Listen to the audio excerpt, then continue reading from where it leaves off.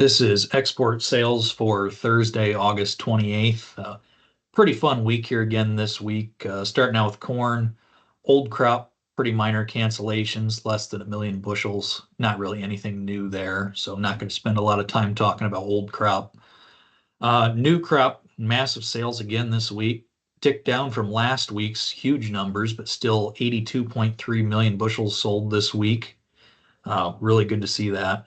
New crop sales right now are right just shy of double of last year at this time and second best on record. So new crop corn sales showing why the USDA has the export numbers so high on corn to start this year out. So good to see that on corn. Switching to the soy complex, pretty solid numbers here this week as well.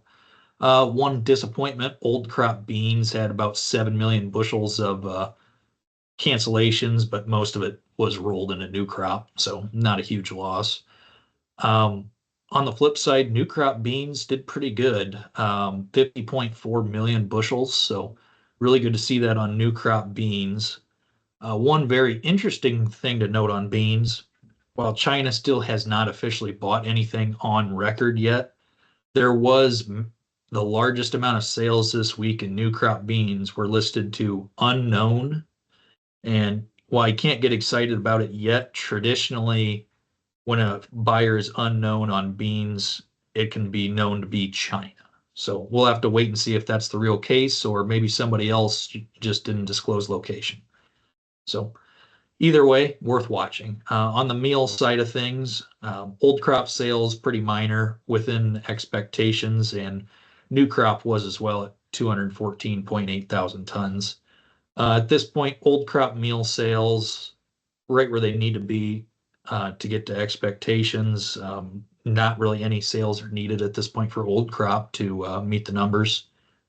As for new crop, meal sales are the third highest on record, but still a little bit behind last year. So meal's still doing some really good things, and just continue to see that hopefully going on and help the bean market out a little bit.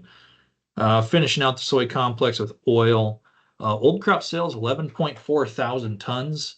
That was the first notable bean oil sale we've seen in a while, so really good to see there.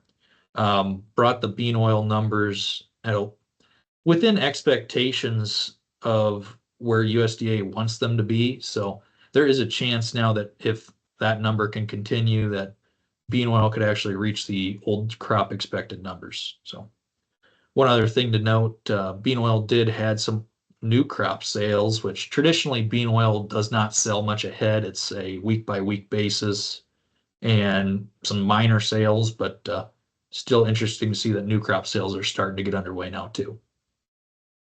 So finishing out here with wheat, nothing unordinary here. 21.3 million bushels in sales, good numbers for wheat.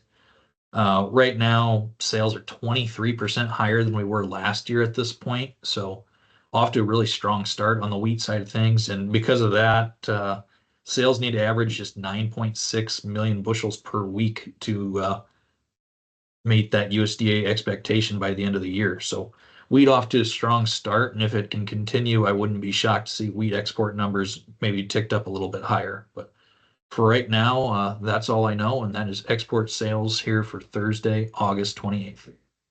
This material has been prepared by a sales or trading employee or agent of Midwest Market Management and is or is in the nature of a solicitation.